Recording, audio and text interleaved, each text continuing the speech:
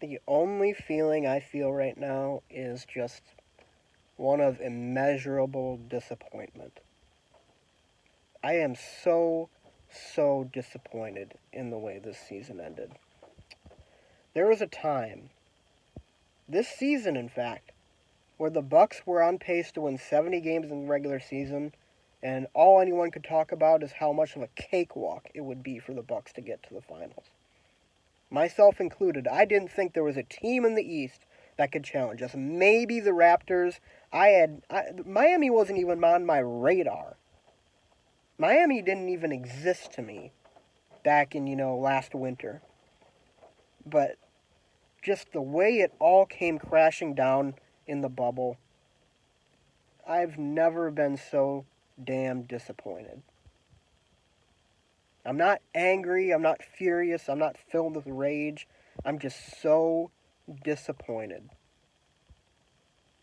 Because this team and the team last year too, they both should have at least made it to the finals, and neither of them did.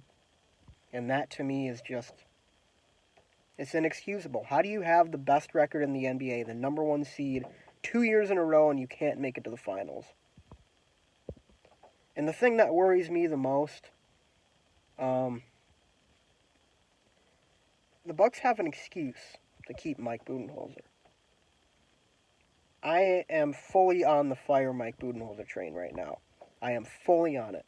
He has had the best record in the league 2 years in a row, the league MVP, Chris Middleton, an all-star, Brook Lopez, a dominant interior force on defense.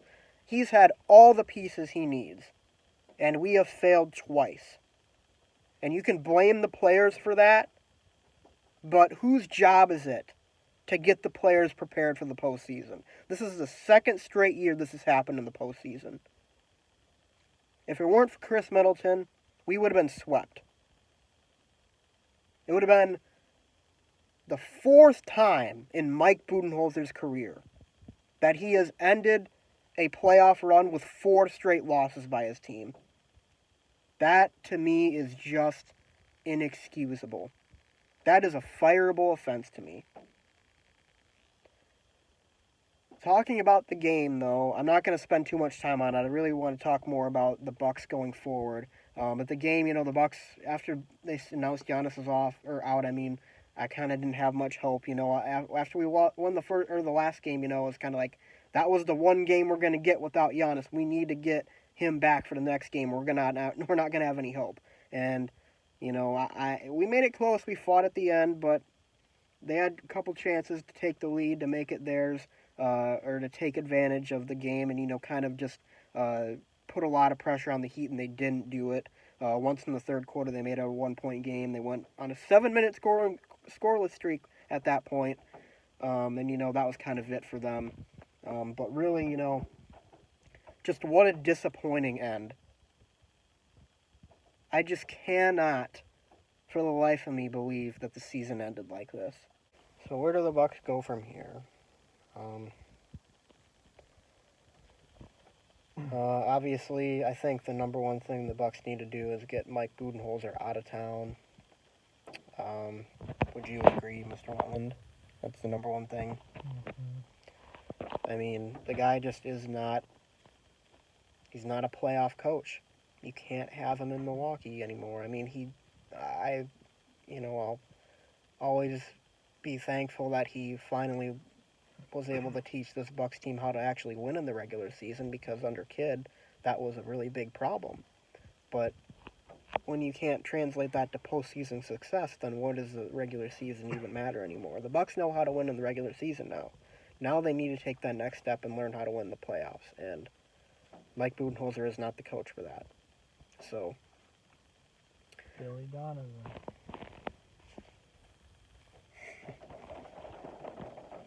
yeah, I wouldn't mind Billy Donovan, but personnel-wise, I don't really think the Bucks need to do much in that area.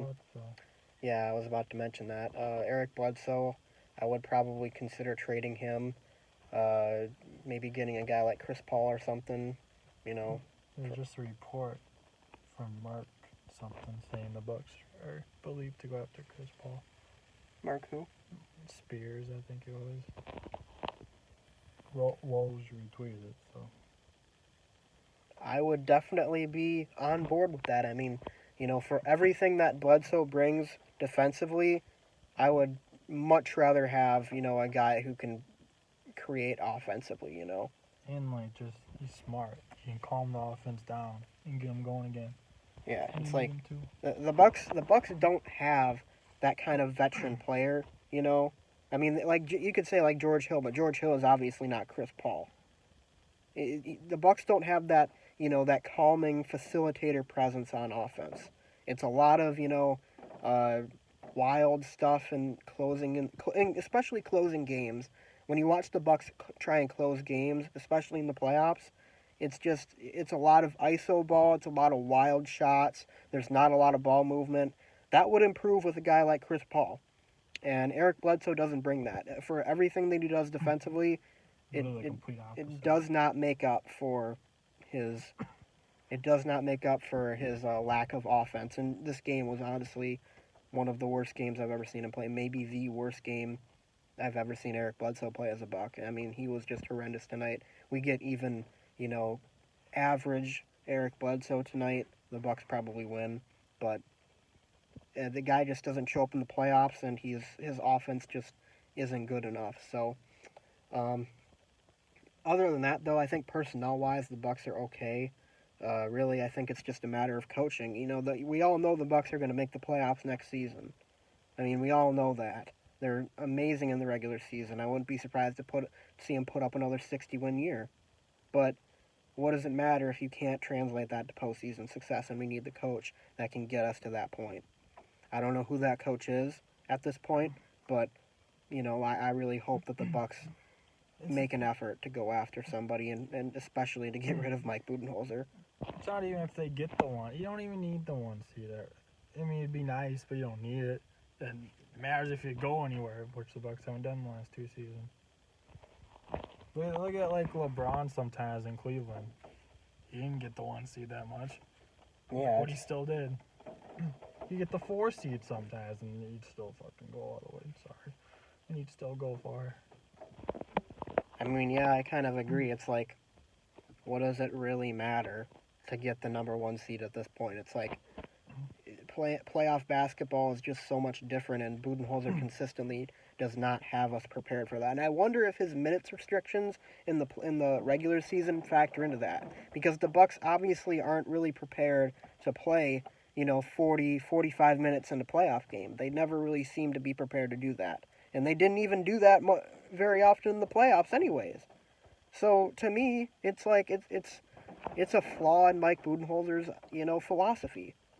So they have to change that. They have to change it. And that's really it. I think it's the coaching. I really think that's the number one thing that most of the issues stem from, I think that's it. You'd like it if Giannis had a jumper or something, but a good coach is able to make do without that. Mike Budenholzer is not.